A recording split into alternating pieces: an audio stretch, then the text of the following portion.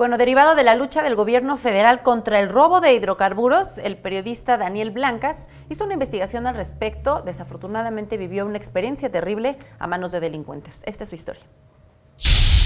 Por investigar el robo de combustible en Tula, Hidalgo, Daniel Blancas fue secuestrado, golpeado y amenazado de muerte. Iba yo sobre la carretera principal que conecta el municipio de Tepetitlán con el municipio de Tula, y justo entrando a un poblado que se llama Santana Huehuepan, que ya es parte del municipio de Tula, pues fui cercado por dos camionetas, una enfrente, una adelante y otro vehículo que se me puso, digamos, de una manera paralela a mi vehículo.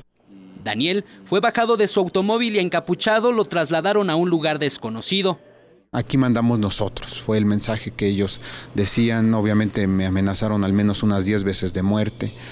Me dijeron, ¿no quieres a tu familia? Yo les digo, por supuesto que amo a mi familia. Pues vas a ver el dolor que van a sentir de verte muerto. Tras varias horas en cautiverio, uno de los 10 secuestradores decidió liberarlo.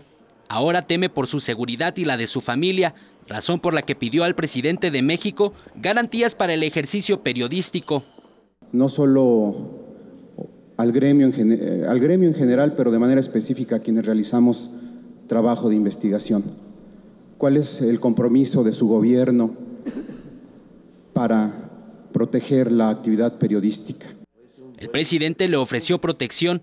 Daniel interpuso una denuncia ante la Fiscalía General de la República con imágenes de Liber Rodríguez, Eric Pinto, 21 Noticias.